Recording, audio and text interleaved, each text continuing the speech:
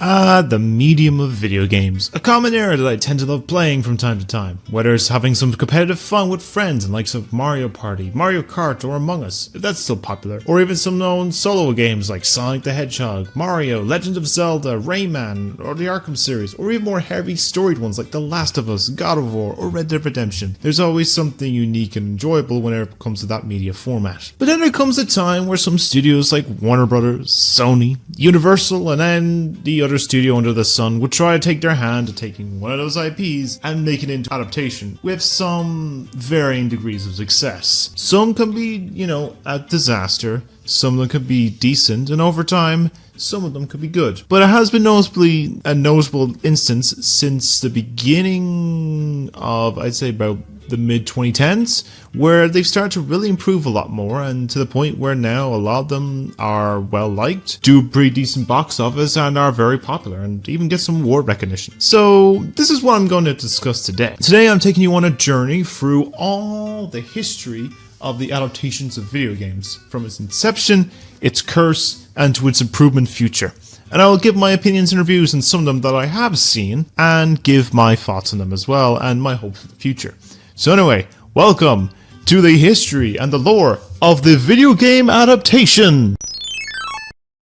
Now, in any form of adaptation, there's always going to be a starting point for it to begin. Like the MCU started with Iron Man, the DCEU, well, its first time around, started with the Man of Steel, and the Dark Universe started and ended with Tom Cruise's The Mummy. Do you remember that one? Remember the one where the trailer had no audio footage? Can we pull up a clip of that trailer now?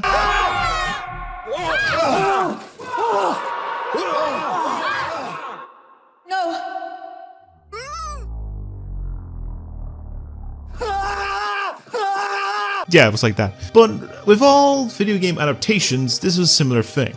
Now, while some predate this one, but they were all mainly more Japan exclusive, we're going to talk about the first one that actually came out from Hollywood and involved the iconic plumber himself of Mario in the Super Mario Bros. Movie that premiered over 30 years ago in 1993. Now, the idea of a Mario movie didn't sound like a no-brainer, and it could work well for a concept of an Italian plumber traveling across a vast land to rescue a princess from a giant frying breeding turtle. However, this film would have quite the craziest of productions when it would start to be made by director Roland Joff and given full creative control from Nintendo to make a film that would be inspired from The Wizard of Oz and Ghostbusters that went from, instead of a fun comedy, into a very serious drama. This soon saw a crazy more development that saw changes in writers and directors to bring a more fun and lighter tone similar to the games, and in a constant changing of producers, writers, directors, to behind-the-scenes arguments with the last directors, which was a married couple, and where a point that scripts were basically being changed every time that the actors of John Leguizamo and Bob Hoskins got intoxicated on set and only learned the lines that were given to them.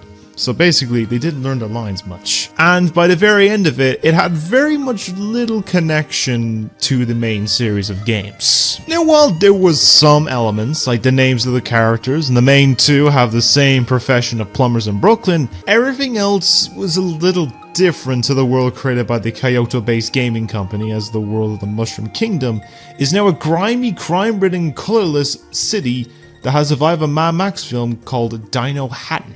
The big bad Bowser is not a giant turtle, but more of a business mogul that has a bit of a personality resemblance to someone that will not be named. The princess is not Peach, but this time is rather focused on the known love interest for Luigi in Princess Daisy, who was left in the real world as a baby and became an archaeologist. And as for some of the other characters that may be well known, the mushroom people of the Toads have been left to one person, and he is a grifter on the streets of Dino Hatton. Yoshi is an actual small raptor. Some of the other known characters may be in there amongst the citizens of strange variety, and also supposedly hired prostitutes for some scenes. Yeah, this was confirmed by John Leguizamo back when he played Luigi a couple of years ago, that they actually did hire proper prostitutes. And as for the other creatures of the Koopa army, What is that? What the fuck is that? now, it gave the idea that given a bit of a creative freedom control to someone to make a movie on one of gaming's most iconic mascots, that it would feel best to try and make it more closer to the series it is based on, and not make a sort of weird, wacky 90s dystopian future film and then slapping Mario's name on the title. Now, the film, of course, ended up being surprisingly panned by critics and also being a box office bomb, even for a video game adaptation, while making just under $40 million. Which may not be too bad back in the early 90s, but when it earned less than the actual budget of the film, then you know it is bad, and this soon led to Nintendo being more strict, and not really given their properties to use in any more film adaptations until nearly 30 years later with Detective Pikachu in 2019 and a Super Mario Bros. Movie that just released recently this year. And you can check out my review of what I thought of it down the link in the description below. Now, I myself had recently rewatched this movie a day or two before I saw the newest version earlier this year, and it is that film where I remember watching it a while back, but do not remember watching it at all. It doesn't make sense. It's really a major 180 in what you'd thought a Mario game was to make a movie, and it turned into a weird fever dream of odd visual effects, a weird story, just creepy looking creature designs, the odd design and concept choices, and a story that some elements were used in the newer anime one, but kind of done better and more accurate to the games. Mainly just the idea they're plumbers, but like, you know, it's like its own separate story morphed into Mario and Luigi being placed into it. I don't know what happened in the process. But if I had to give a score for at least this original one, I'd probably give it at least a 4.5, 5 out of 10. Like, there is some aspects I can see was an effort made to it, but a lot of it is just kind of a bit eh. Now, what did spawn from this was labeled as many pundits and critics as this being the start of what was dubbed the video game curse. That was just the first attempt at a game adaptation. It wasn't that good, and now it's deemed a curse for adaptations. Surely it's just the one-off thing, right? Right?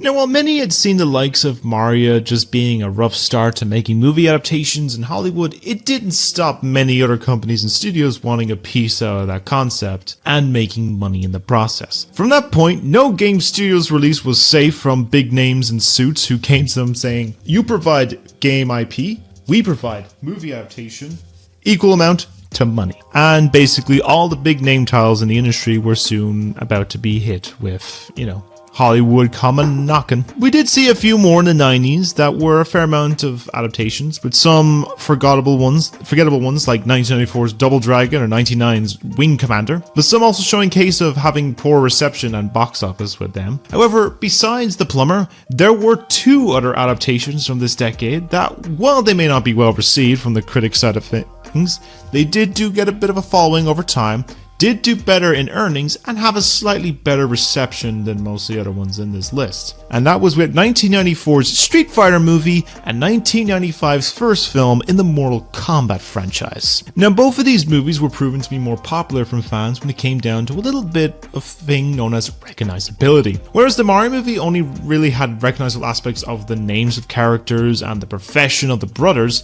the likes of Street Fighter and Mortal Kombat was that they were more on the side of characters being more recognized, as well as the concepts they are based on. As Street Fighter was based more on the plot of Street Fighter 2, with Seed's Colonel Guile, with the aid of Ryu and Ken trying to stop M. Bison from conquering the world with his super soldiers, and Mortal Kombat going more on the basis of the original game's plot with elements of its sequel of a group of heroes taking part in that fighting contest and must do so to save the Earth from malevolent forces, and they are widely remembered more from that era and into today. More Mortal Kombat than Street Fighter, but you do get the idea of it. But when things seemed like maybe this was just a ruse of a few bad apples in this orchard when it came to adaptations, we then go deeper and into a more darker location as we enter the end of the 90s and into the 2000s, into where we start seeing a thing known as franchising. And also we meet the man that causes most of the worst adaptations, and his name is Uwe Boll.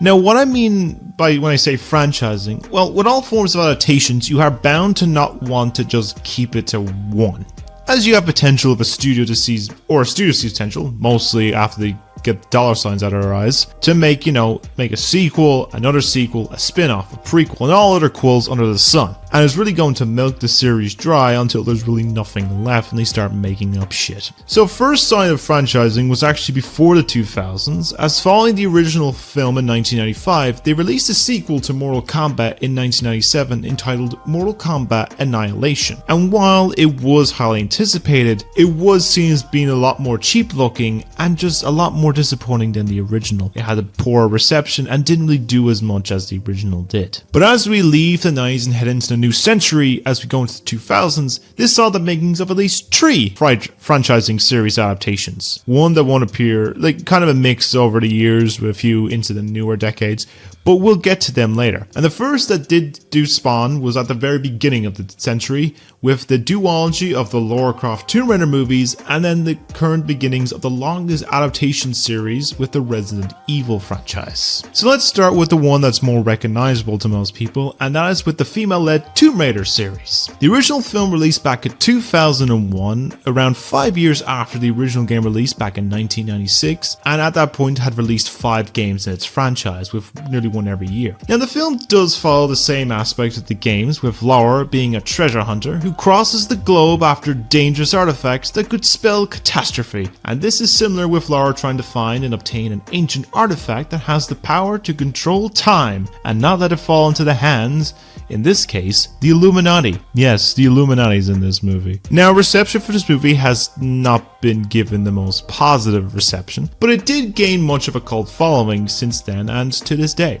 especially in the performance of Lara herself, who in this is played by Angelina Jolie. And while she is supposed to be a British woman in the games, she's given a great performance by the actress, and for the longest time was ranked as the highest grossing video game adaptation of all time, until at least about the early 2010s, when that fluctuated a good bit to where it is now. And with that success, of course, sees potential franchising, and Paramount would take that opportunity about 2 years later with a sequel, as well as a lot of merchandising, as well as amusement park theme in the Universal Studios around. Now its sequel, The Cradle of Life, released 2 years later into a month in July 2003, and saw Jolie once again suit up in the outfit and dual weapons of Lara Croft, where this time she was on the hunt to find and obtain Pandora's box, now let it fall into the hands of the antagonist of Jonathan Rhys, who wants to use it to create weapons of mass destruction. Now while reception was slightly a bit more better received than the original, and the performance Jolie was once again the highlight, it was slightly underperforming than the original film in financial sides of things, but it was still a decent box office at the time. I think it was like at least over 150-200 million. There was this was a potential second part of a possible trilogy of separate stories on Tomb Raider, but those plans became dormant after it was learned that Angelina Jolie was not coming back in the role, and only from seeing her through was from video games, and her adaptations will come along 15 years later in 2018. But we will come to that later. But while the franchise was lying dormant for a time, in between the 2 films of the series, another franchise had begun to rise from the dead. Now in March of 2002, director Paul W.S. Anderson began his series of films based on the popular horror franchise of Resident Evil. Now the film franchise does connect in some capacity to the games, which involve an evil corporation known as Umbrella, who created what is known as the T-Virus and used it to create a horde of zombies in all forms, but this series is not focused on many of the known characters, even if a good amount of the first film takes inspiration from the original trilogy. Like, we don't see Chris or Claire Redfield, we don't see Jill Valentine, we don't see Leon S. Kennedy, or even Barry Burton, but instead we are introduced to the female lead of the entire series, and the actress that would end up engaged to the film's director, and that is Alice, who in this series is played by Mila Jovovich, a character with amnesia, a staple for a lot of writers that have writer's block of ideas to make a character more interesting and to basically make her developed, that is on the hunt to stop and contain the T-Virus from an underground facility under control of Umbrella that is simply known as The Hive. Now, while similar with the Tomb Raider franchise, this movie did gain itself a cult following over time, and is the film specifically known for Djokovic's performance as Alice, and at first was slightly better received than Tomb Raider films, just slightly, and was a modest box office success at the time, and from this story ended up saw potential of a series, and a series it did become. And for a franchise about the undead, this series just never seems to die. This is seen over the course of the next half decade, where we'd see the release of 2 sequels in this continuing franchise that would star Mila in the role of Alice, and this came in the form of its sequel, Resident Evil Apocalypse, in September 2004. And Extinction 3 years later in 2007. Now, these 2 films were not directed by her husband, but he was still involved as a writer and producer. On the plot of Apocalypse, Alice has now found herself in Raccoon City, the main base location of Resident Evil 2 and 3, and must fight her way through the undead and other strange creatures in order to get out of this barren wasteland with the aid of other survivors. Specifically, characters from the games, including Jill Valentine and Carlos Oliveira, the main leads of Resident Evil 3 Nemesis. Now, this film was ranked as the weakest in reception from critics who see it as too much like rewatching the original movie, but did slightly bit more in earnings at the box office, but just slightly. And this is a pattern that we'll noticeably see happen over the course of this franchise. And as for Extinction, this one was set a few years after the events of Apocalypse and saw Alice and a large group of survivors trying to cross the Mojave Desert to Alaska to escape from the zombie apocalypse of the remnants of Raccoon City, and for Alice, with the aid of series character Claire Redfield, to go after the head of Umbrella and series protagonist Albert Wesker. Now, as the series went on, the reception seemed to fluctuate, with ones being more better received than the others, with this one being kind of more of the middle ground in terms of poor reception from critics. But it was noticeable from these movies that they were earning more and more with each installment of the franchise, and we'll have to be seeing if the rest of the series sees that increase until its finale a couple years later. But we will return to this franchise at a later time. Because for now, we need to talk about the man known for the creation of some of the worst in adaptations according to critics and audiences, and he goes by the name of Uwe Boll. Now, Uwe Boll, for those uninitiated, is a filmmaker from Germany, was the one that created most of the video game adaptations of this decade, and most were labeled as the worst adaptations and even the worst movies of all time. Now, he also has a record of trying to start beef and calling out critics for a boxing match, which he did do and fought 5 critics in the boxing match at once back in 2005 and 2006, and won all 5 of them. So I'm not going to delve too much into criticizing his work, and instead we'll talk on the adaptations he did and the reason as to why many people dislike them. Now, out of the countless films that were adapted for video games released for cinemas, not counting animated ones and streaming and DVD movies, Boll has directed 7 of them that had released to the big screen, which includes 2003's House of the Dead, 2005's Alone in the Dark, 2006's Blood Rain, 2007's Postal, and 2008's In the Name of the King, a Dungeon Siege Tale, and Far Cry. He also in that decade made straight to DVD sequels to Alone in the Dark and Blood Rain in those 2 years of 2007 and 2008 respectively. Now, in the following decade, he would make 3 more adaptations, but straight to DVD sequels of Blood Rain, of a 3rd one with initial planned 4th one, and A Name of King 2 and 3.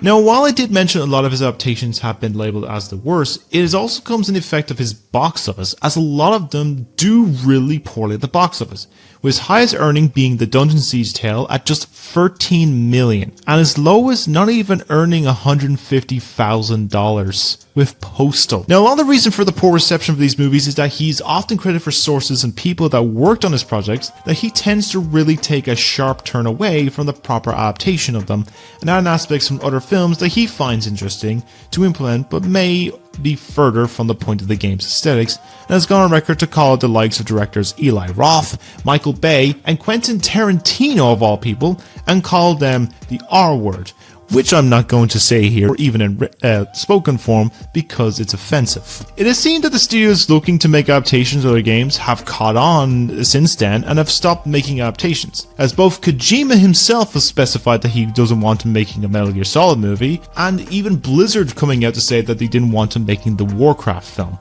But we'll come to that one soon. And he retired supposedly in 2016 before he is now back making more movies since the start of the decade, but who knows if he'll come back to making adaptations. Now, besides franchising and Boll's work, there was some in there that did have some sense of remembrance and have a sense of following and praise. Some of them did receive a bit of a big anticipation come from the animated side of things, with most animated adaptations coming to us in the form of the Pokemon movies, and we did get ones with Final Fantasy and Resident Evil. Now, reception on those were also a little mixed, but for the Resident Evil one entitled Degeneration was the first one to stick with a more positive reception, and more of them had quite a major box office success with each installment, with some even more than live action ones. But on the other side of things, we did see some popular ones like the adaptation of 2005's Doom with Carl Urban and The Rock, the first Silent Hill movie a year later in 2006, and even the first attempt of a film adaptation of the Hitman games in 2007. Then with the likes of some poor, lesser known ones like the Dead or Alive movie in 2007, a Max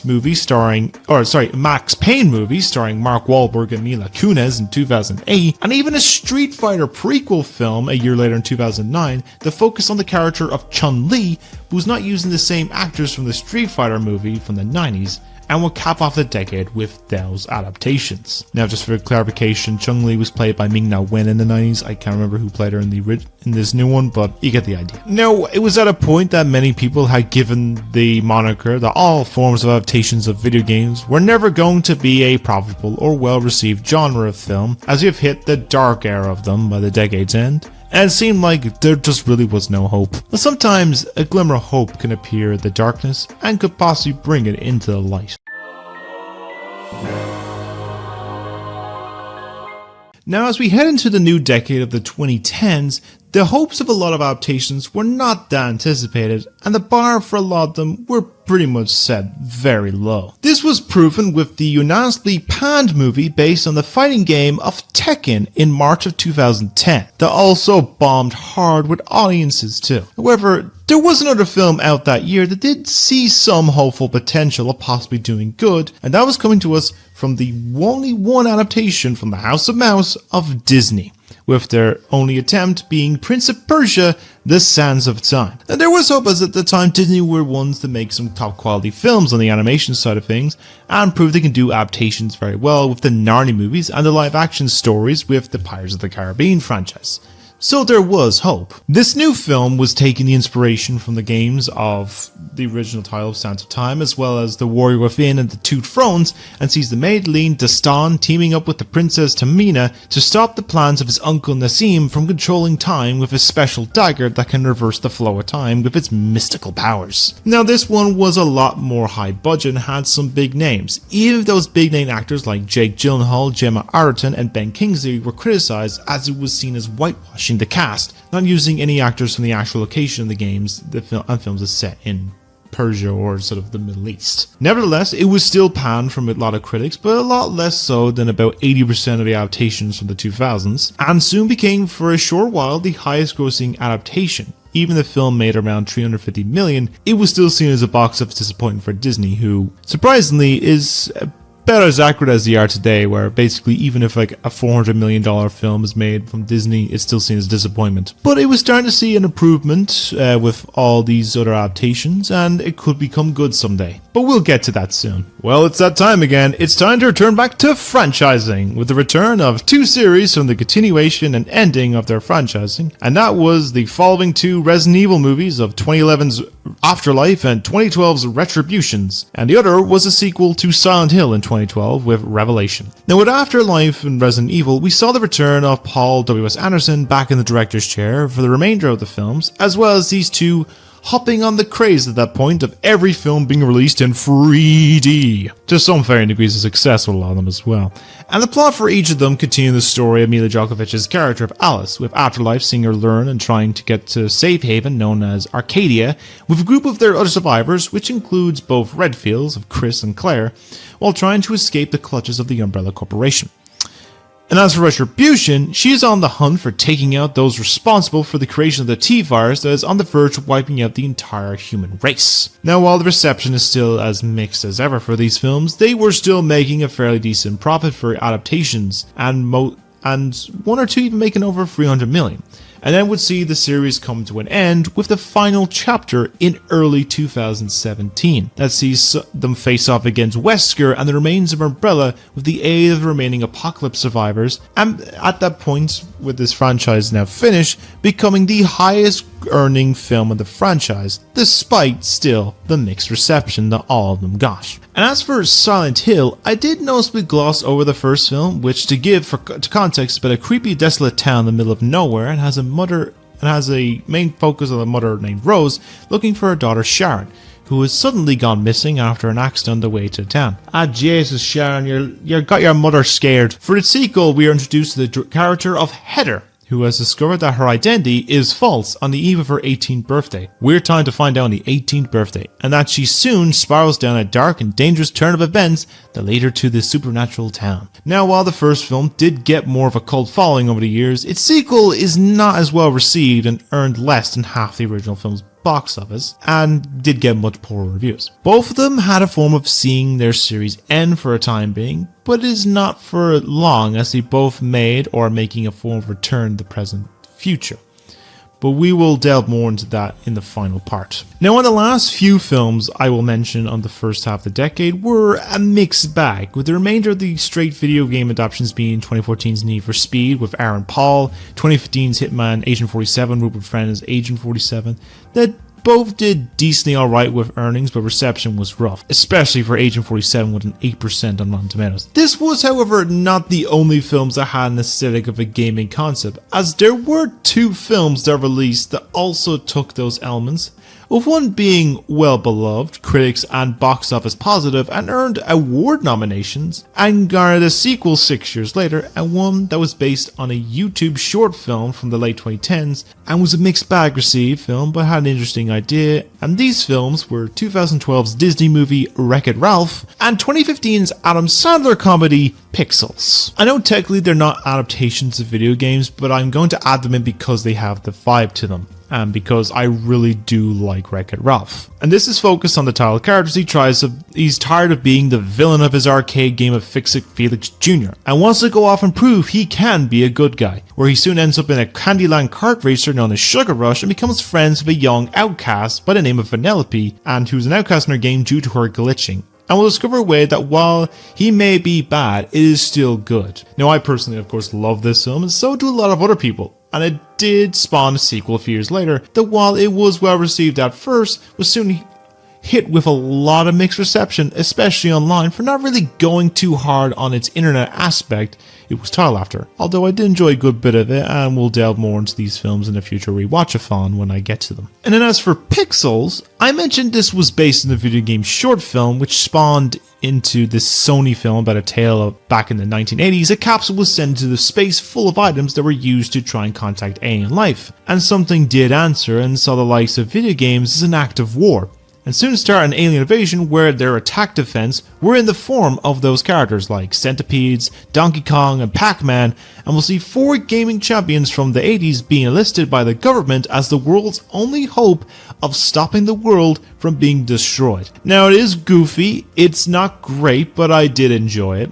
I will say I have a kind of bit soft spot for that movie, and when I saw it a while back in 2015, I'm not sure if I will still enjoy it, but I'll probably give it a watch again in the future. I might even do a video focus on it, but who knows. Now, it seemed like the start of the decade had one success out of the failures, and it looked like the following half decade was looking the same. But honestly, to me, once we got to 2016, this was where I saw the most improvement, as did a fair amount of other people, and saw that there may be potential after all with these adaptations. Now, of all the years that there has been adaptations, the biggest year was actually 2016, where there was a total of 4 films released, with the first 3 releasing within weeks of each other, and the last one coming out by the end of the year at Christmas. And in the order of release was Ratchet & Clank in April 2016, the Angry Birds movie 2 weeks later in May 2016, Warcraft at the end of May 2016, and Assassin's Creed in December 2016. Each of them having all various degrees of success or disappointments to them, and having seen them, I will briefly talk on them now. So I'll start with Ratchet & Clank. This one was one of them that came out and went and never got much of a big release time. Well, where I was from, there wasn't really much of a big release. The only reason most people remember there was a film was the tie-in game that released around the same time, which was a remake of the original game in particular. And this story follows Ratchet, a creature known as a Lombax, and who wants to be part of the Galactic Rangers. Gets his chance to prove he can be a hero with the assistance of a small robot that crash lands outside of his workshop named Clank, as he tries and stop the evil chairman Drek from wiping out an entire galaxy from the universe. Now, the film was fine, nothing too mind-blowing besides animation design being great, and it was inoffensive. Most cases feel it was affected by the game's release at the same time and not given much marketing, which saw poor reception and a low box office for it, but something I would watch again if I stumble across it in physical media or on streaming. Okay, I gotta admit one thing, but at the time when this movie came out, I had an obsession with Angry Birds and was confused when it was announced to be getting a full animated movie back in 2012. That game that literally had not much of a plot, which was essentially green pigs stealing birds' eggs. Birds get mad and use slingshot to kamikaze themselves into their crafted constructions. Then the film came along and was an origin story that showed how they became rivals and focused on Red, the game's signature bird who has a lot of anger issues and ends up in anger management with most of the other characters from the games, like Speedy Yellow Bird Chuck, Explosive Blackbird Bomb, Projectile White Bird Matilda, and quiet and menacing Big Red Bird Terrence. And soon they must save their stolen eggs from the King Pig Leonard and his army of minions. Now this film did the impossible and for a point was the first big release film that had a positive critic score for the briefest of times, and also took the top spot at the box office from a huge Marvel film of Captain America Civil War in the US. Say something like that for an adaptation. Now I for one did enjoy this when it came out, and looking back now, I have noticed even then, there was not so very subtle adult jokes, and they made it very clear, and it was a bit weird for a good amount of it, but they did tone it down for a lot in the sequel a few years later, which we'll talk about later as well. Now for the last two, there was a lot more bigger and more riskier approaches, given that Warcraft was the next one, and was based on the massive popular MMO of World of Warcraft themselves, and told the story of how the humans and the orcs came to become enemies. Now I do remember seeing this film when it was released in cinemas, and it was interesting. It looked visually great and everything, and even if I had not played much of WoW, I will say it was alright. I'm sure if I did play it, I would have a better opinion of it, but it seemed to have been a success, and it was for the longest time the highest grossing video game adaptation, until just this year, and the reception was a little more mixed, and because of it was slightly seen as a box office failure. Especially in the US, it didn't do well, but it was a huge hit in Japan. Or China. And the likes of a sequel is still in discussion, but it is unclear if it will be a sequel or this is going to be a complete reboot, but only time will tell if they go forward with it and if it actually ever releases. And for the last of 2016's films, we have the big release of a film based on the long-running Assassin's Creed franchise. Now this one was not connected much to the rest of the series, as there was no Desmond Miles, there was no assassins from the other games, rather it was based on an assassin from the era of the Spanish Inquisition of the late 15th century, with the focus of the main character of Cal Lynch, being taken by the evil corporation of Abstergo and strapped into the machine of the Animus to harness his ancestral memories in order to find the location of the piece of Eden that they are after. Now, it was very high budget and looked great, but it is a bit of a disappointing film, mainly due to the film really not having much focus on the aspect everyone really plays the games for, which is usually the time frame where people go back in time to the past to play as the assassin of the ancestral character of the main present day, but instead a good about 40% of the film is only set in the past, while about 60% of it is set in the present, which is kind of a bit of a problem, when a lot of people probably wanted more set in the 1490s Spain. Now I'm sure if they had plans to expand it with the planned trilogy they were going to do, but that was soon cancelled due to a bit of a poor box office, even though it made about $250 million. And because Disney bought the distribution rights to Fox, which was the distribution management for the first Assassin's Creed movie back in 2018, but I'm sure there could be a chance it could fix on the problem of this film, even in the future or in some other form of method. But we'll get to that later. Now, while it was seen as still a bit of a mixed bag, there was still many signs of people pointing out that these adaptations were improving more and more over the adaptations. An aspect I see that helped with it was actually the involvement of the studios that actually made these games. You see, a lot more noticeable from its point was that all the adaptations in 2016 were actually produced and worked on in collaboration in some amount with the studios, with Insomniac helping with Ratchet & Clank with character development, animation assets, and the screenplay, with some of the game's voice cast also involved as well. Rovio, the Finnish studio, worked very closely on animation and marketing with Sony Pictures Imageworks on Angry Birds. Blizzard had been heavily involved in production since announcing the film about 16 years ago in 2006, and Ubisoft had been involved in creative control of the Assassin's Creed film with distribution and everything like that. Now this soon started more of the trend where game companies that the adaptations were based on would come heavily involved in the production, and has seen some semblance of success in the process. But while the film side of adaptations were seeing some semblance of improvement towards better reception and earnings, There was a side that had its share of content over the years, but got more into the big budget adaptations with a lot more better success from the get-go, and that was from the side of television streaming. Now, there was not many in the starting point, and I will delve more into these in the final part, but while there was the new updated version of Carmen Sandiego, there was a series that did come along and drop out of nowhere in 2016 that lasted for 4 stellar seasons of story and animation, and it was of course a little show known simply as Castlevania. Now, this was a series that was based on a long-running popular series from Konami, and was based on the aspect of 2 of the games in the series in particular, which was Castlevania Free Dracula's Curse and Castlevania Curse of Darkness, as it followed a member of the disgraced family of the franchise of the Belmonts, with Trevor Belmont in particular,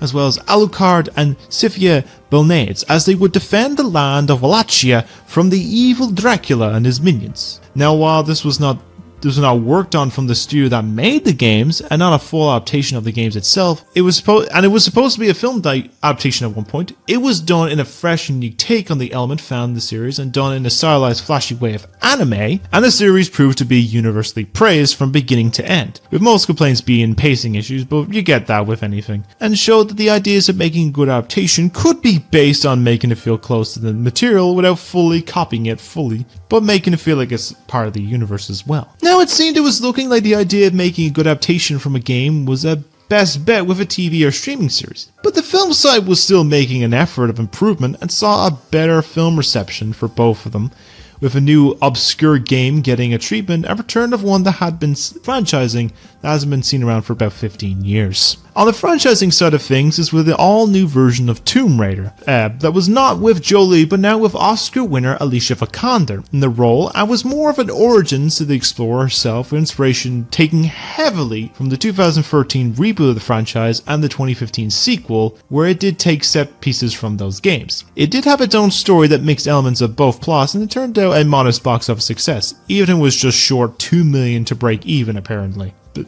I don't understand some of these studios. And some aspects were praised, yet one aspect that was a divided response was the leading role, as some saw her as a strong performance and others saw her as a bland character. So basically what most modern day pundits on YouTube would call a Mary Sue of basically any film that's led by a female. There was talks of a sequel before the film rights expired, and she left the role, but there is talks as a new series is being written by Fleabag star Phoebe Waller-Bridge and is in the works for Amazon, and we'll see how that turns out in the future whenever that releases. Now, as for the other adaptation that released that year, we are going further back to the arcade days with a film based on the game of Rampage, which saw a return to the game adaptations for The Rock, as he plays a primatologist and teams up with Dr. Kate Cladwell, a geneticist, as they try to stop George, a white albino ape that has seen a major increased growth and must stop 2 other mutated animals from destroying the city of Chicago. Quite an odd choice for a city to be destroyed. Now, it may seem like some excuse of watching a lot of mayhem and destruction on a large scale,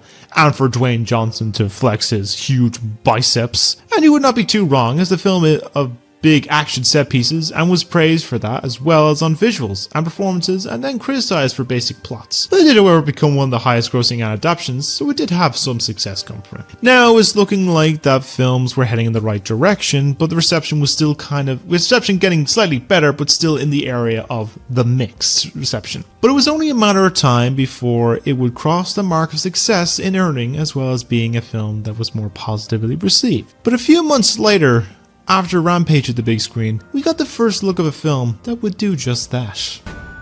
Oh, jeez. Here we go. I know, you can't understand me, but put down the stapler or I will electrocute you. Now, Pokemon at the time has had a fair few film adaptations, a long-running animated series, but what this new one was going to do was take the wonderful world of Pokemon and bring it into the live-action side of things, but instead of focusing on the battles and the character of Ash Ketchum, instead it was making an adaptation of a recently released spin-off at the time of the Nintendo handhelds of a talking, wisecracking, caffeine-loving version of Pikachu, with Pokemon Detective Pikachu in May of 2019. That saw Ryan Reynolds taking on the role of the Electric Mouse as he teams up with his original partner's son Tim to solve the mystery of his dad's disappearance and uncover a major conspiracy in Rhyme City. Now, this film at first was a bit of a surprise to many, mainly due to hearing Ryan Reynolds Miles' voice come out of one of the most popular characters from the franchise. But over time, people got used to it with all the footage and promotional material and merchandising that came out for it, up until the film's release, where it was the first video game adaptation to receive mainly positive reviews and stay mostly positive, and earn at the time the second highest grossing adaptation of all time. It's probably now third, but I had to look into it now. Well, it seemed like that we've reached the peak point for it to start seeing better box office reception and reviews getting good.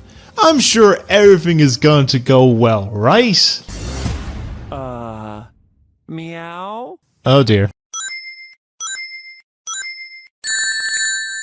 Technically, this is not the first film to release in terms of adaptations, as we'll come back to them in a moment. But we have to talk about one that basically caught the attention of everyone's focus, which was a certain Fast Blue Hedgehog's new look. Now, a month after the trailer for Detective Pikachu dropped, a teaser motion poster came along for the new Sonic movie, and the internet had a collective level of, what the hell is this? Now, as you can see from the few distinct points, everyone went to mainly focus on a few things, particularly his very muscular human legs, his humanoid hands, and a weird looking eye that popped out in the corner. Now, we didn't see a full version of him until a few months later when they dropped the trailer. And oh boy, was the internet in for a treat at that point. It soon basically came to a cavalcade of memes, reworks, and reactions to the whole trailer and design, and everyone wrote this off as a super disaster until it came to a point about a week or two after the trailer dropped that he announced the film was getting delayed and announced he was going to be getting a makeover. And all was silent for a little while until about the week the film was supposed to come out in November 2019 that we finally got the news that we were waiting for. Yes, the scary alien-like version was gone, and in came this new edition that brought the full charm of the character and a complete 180 where a lot were against it, and now became very excited for this. And a few months later, we finally saw this new version of the Fast Blue Hedgehog make his big screen debut on Valentine's Day of 2020, where he teams up with the local sheriff in the real world in order to stop the dastardly plans of one Dr. Robotnik, and this played by Jim Carrey. Then the film came along and stayed in the semblance of the other recent adaptations of being well received and had gotten a pretty strong box office, and probably would have done a lot more if it not for a world shutting down from a pandemic had anything to do with it. And success saw the announcement of a release of a sequel 2 years later, with a third film on the way for Christmas of next year, and a planned spin-off focused on the character of Knuckles that was introduced in the second movie, at some point this year I think. And while I had faith in it from the beginning, I will give one thing and say props to the artists and the visual effects designers for giving us an excellent design and hopefully get a lot more of great work from this. Because I think after this, their next movie they worked on was Cats, and I think that caused the studio to shut down. This is the most obnoxious thing I've ever experienced in my life. So this is where we find ourselves in the near present day, and the game adaptations have come a long way from where they began, from being very messy to a level of sort of professional approach that have seen some major visual appeals. Now, following on from the first film to see a positive reception and a strong box office, the next movie that came before the Fast Blue Hedgehog would for a time in film be the best reviewed one based on an adaptation, and it comes from one you would not expect it to be best received, and was taken over for being the best reviewed about 2 years later. Bird Island is way over there. Yes, the best reviewed video game adaptation for a short bit of time was the sequel to the Angry Birds movie. I'm not joking with this. With this one telling the story of seeing the birds and the pigs settle their conflict in their prank war, and team up to stop both of their islands from being destroyed from a discovery of a third frozen island that has launched giant ice balls at them, and they must stop total calamity. Now, even if the birds and pigs may be enemies, they are going to have to become frenemies in some way, shape, or form. Now, while it was pretty decently received, it didn't make as much as the first film, and one case was that it may have been a bit too cartoonish or from the excessive amount of adult jokes in the original. Now, I did see this when it came out as well, and it is a pretty good movie, and one of Sony's better animated films, but depending on if this will get a third film is debatable. But maybe Sega could throw them into the Sonic sequel given they now own the rights to the studio that made them, but I don't really know where their marketing is going, especially if you've seen what went on TikTok with the character of Red, where he talks about smashing or passing video game characters and anime characters. It was a weird thing I seen. It's just weird. Smash or pass. Let's go. It was also by the end of this year that we were introduced to a new adaptation of a series that had gotten quite the big popular boost with its award-winning games and based on its popular series of books from Poland, and from its lead role performance that many would have come to love, and that was with the Netflix adaptation of the popular series of The Witcher with Superman actor Henry Cavill as Geralt of Riviera. Now, this role has been well loved by many, and a lot of people were interested in the first season, but following on with the following 2 seasons, as of writing the last two episodes of season 3 is yet to be released, it has seen a bit more of a mixed response. It also did spawn an animated film that was also well received, another one that released at the end of last year that was greatly panned by critics and audiences. But even with the mixed reception, the one praise anyone gives the series is Cavill, as him being a major fan of books and games. He really wanted the role and wanted to make it so much like the material they were based from, which seemed to be the complete opposite of what the production crew wanted and did not care for any material, and yet Cavill is the one to be replaced. Yeah, he's been replaced in the next season with Liam Hemsworth. As of now, we don't know much about the series to do without Henry in the role, but only time will tell in the future. Now, after a few successful stints of modestly received films, things were quiet for a good bit of 2020 for films due to the pandemic, but in that process there was the release of 2 critically acclaimed shows on streaming, of one continuing on from the previous year with Carmen Sandiego, which was based on a game show that received some games, and a new series served as an origin story to the character that was seen as the antagonist, Thief, with making her more developed from the other shows that glanced over it. The other one that was short-lived was a 1-season series on the recently released video game of Dragon's Dogma that told the plot story of the main character of Ethan, who sets out on a quest to vanquish the dragon that used his power to take his heart, and with every demon or creature he defeats, the more and more of his humanity that he lost. While it had some decent reception, it was not one that was that popular and only lasted for a season worth of story.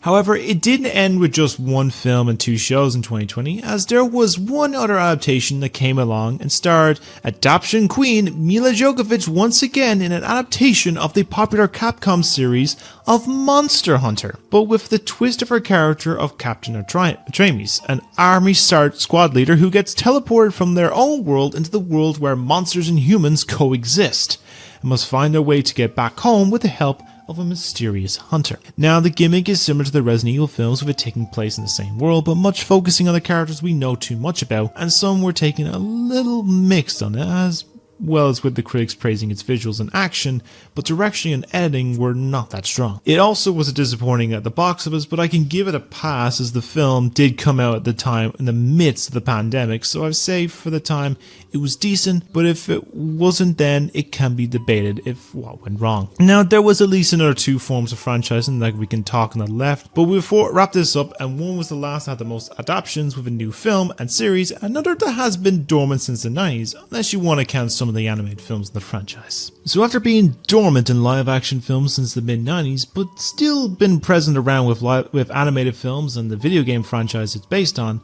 it was bound to be brought back to life in a new live action form. And 2 years ago, it was answered with an all new film based on Mortal Kombat that was much bigger, it was more action packed, and it was more bloodier than ever, with a new plot focusing on washed up MMA fighter Cole Young, who gets accepted into the challenge of joining the Mortal Kombat Fighting Championships to help save their world from being overtaken by the Outworld. Now, the reception was decent, if not a little mixed as well, but was better received than the other 2 films in the franchise. Its only noticeable dip was mainly just with box office. For you see, a quick history lesson of 2021. At the end of 2020, HBO Max decided to think the best idea was to release cinema releases day and date with the streaming releases. So this saw a lot of problems of Godzilla vs. Kong, Mortal Kombat, Suicide Squad, Dune, and Matrix Revolutions all getting released day and date on streaming. This caused a few lawsuits, all different things, and caused a lot of films to be box office disappointments. And this was one of them. But it was successful enough at least to earn itself a sequel that is currently in development, has been paused in production because of the current strikes with the writers and actors, but at least has Carl Urban coming to play Johnny Cage, so there is some hope with the future. So we'll see how it turns out when it does release. The other aspect of the franchising was with another film and Netflix series adaptation of the long-running Resident Evil franchise. No matter how hard I tried, there always seems to be another one of these. I could milk them.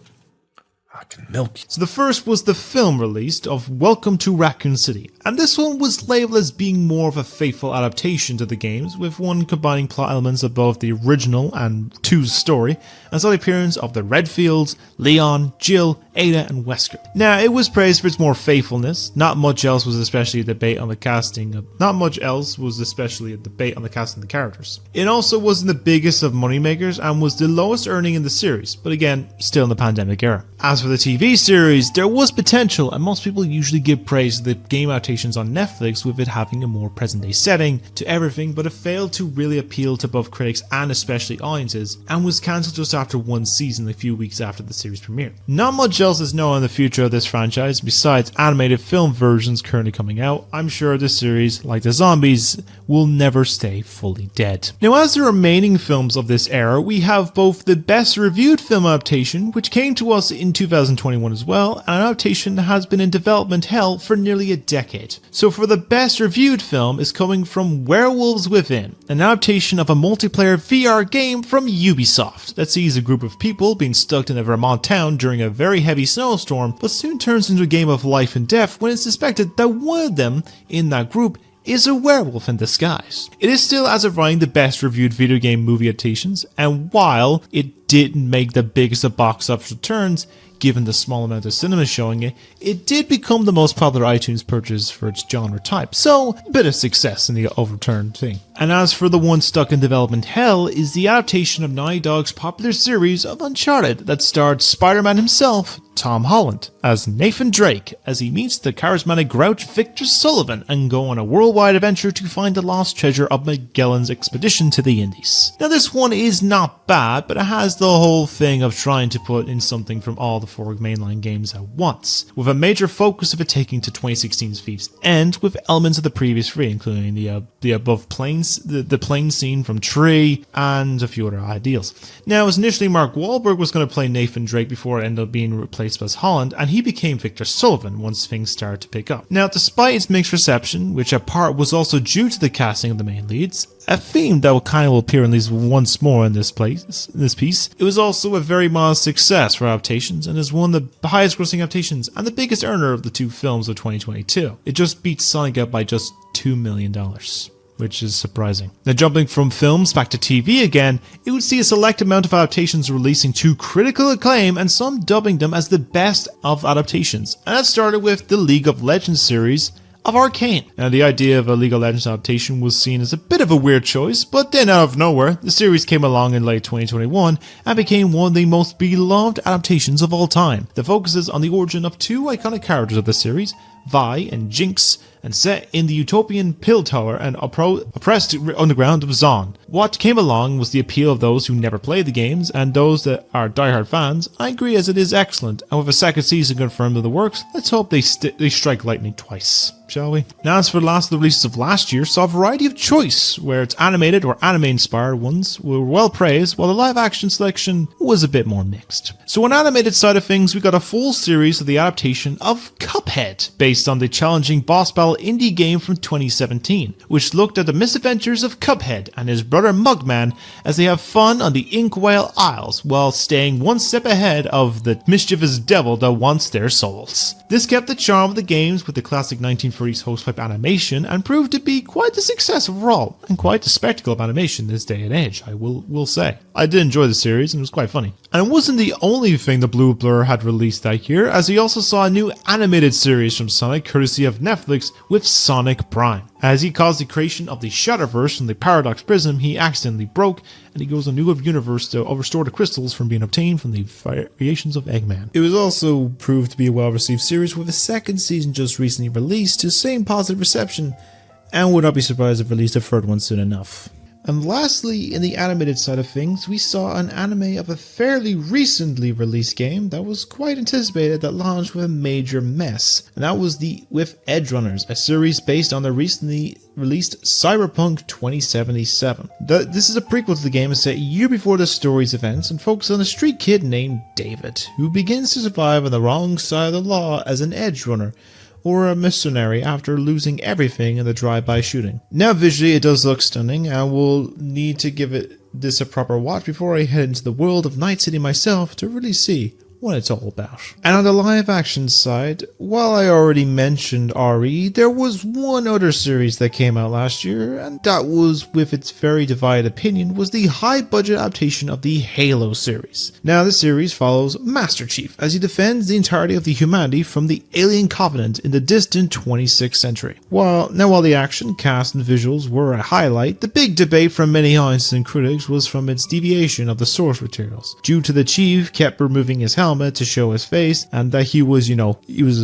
clapping cheeks, even though in the games he doesn't have a sex drive, which was never a thing in the games. Now, whether these issues are addressed in the second season is anyone's guess, but we'll have to see by then whenever it eventually releases, after the whole strike is finished, the production and all that stuff. But now we come to the present day, where we have two of the most successful and acclaimed forms of releases. Now, both of them I will not talk too much about on this one, as I want to give them their own separate piece. With one I've already talked about a while ago, which I've already said you can check out my review vlog down below, or the review video of it down in the link in the description as well. Oh, this is beautiful. Of course, the first one is the long-awaited adaptation of one of the most acclaimed video games of all time, The Last of Us, which this series follows the story of the original as we jump into the dystopian future present, where a cordyceps virus has destroyed the world and turned many into infected creatures. And we follow the story of Joel, who has lost his daughter when the whole outbreak began, and is tasked with escorting a young girl named Ellie across the remains of America to reach a group known as the Fireflies, as she could be the key in restoring humanity. Now, upon release, it has been hit with universal acclaim for its casting, writing, visuals, and set pieces, and has been receiving many awards this year's Emmys. It has 24 nominations. Now, I love this series, and we'll talk about it more in a separate review and videos, especially about how a few of these episodes did make me cry, especially that third episode, my god. But I would recommend it if you haven't seen it yet. I've also done an original game review of it, which you can check out on my very old blog here, and I, for one, am very excited for the second season. And lastly, of course, we have to talk about the animated juggernaut that was the Super Mario Bros. Movie that came out back on Easter of this year. And while it has had its share of concerns with being made by Illumination and the casting choices for the characters with Chris Pratt as Mario and all that sort of stuff, it was one of the more better received films, especially with audiences, a little mixed with critics, and is now the highest grossing video game adaptation of all time, with the first film and the only film of this year to gross over $1 billion. And I, for one, am hoping for a sequel. But of course, you can listen to me talk about all of that in my review video down below in the description.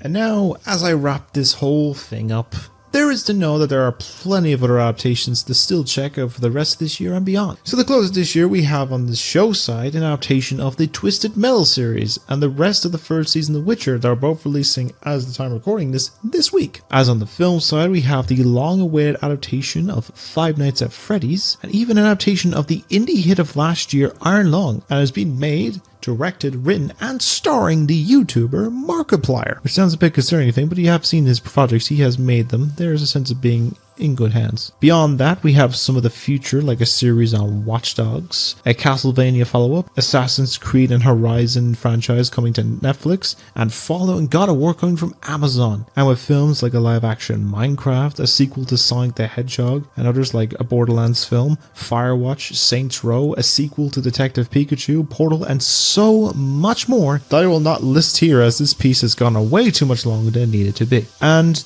with that, that is basically the history of the video game adaptations to the present day. But the moral of all of this is that it has been a long way coming since we saw the idea of an adaptation of a video game as something to try, and at first was a complete mess with some forms of diamonds among the rough. But as time went on and studios made more and more projects and increased their scope, they started to see more of a better outcome to everything, from its visuals and set pieces, and even to the level of being way more faithful to their original counterparts, to where we are today, with adaptations that are praised and make great numbers of those that see them, and creating new ideas and introducing more and more people to the universes that games have created to find out for themselves. Sure, there's still very few rough patches here and there with them still, and it may be a long way to go before everything is well received, and that's okay. Sometimes if you like an adaptation, that's great. If you don't like them, that's also great as well. As well, their adaptations, they can still be enjoyed in their own original form by playing them, or from their past, or in the present, and while the future is uncertain, I'm sure that these adaptations and these games they are based on will do just fine. So if you enjoyed this overly long essay piece, let me know your thoughts down below on some of your favorites of this franchise adaptations, what your hopes are for some of them in the future, and even tell me to shut up on my ramblings and as I haven't went overly long on Take About Game Adaptations. I understand it was way too long here, and I'm surprised in the length as well. But as always, I appreciate you taking the time out of listening to my content. Apologies for the sudden change in so many different directions from lighting and how it looks now, but things happen, right? I can't record in peace. But as always, I hope you enjoyed taking the time to listen to my ramblings, my very long ramblings. Stay being wonderful people, and I hope to all have a great day, and see you all in the next one. Take care, everyone.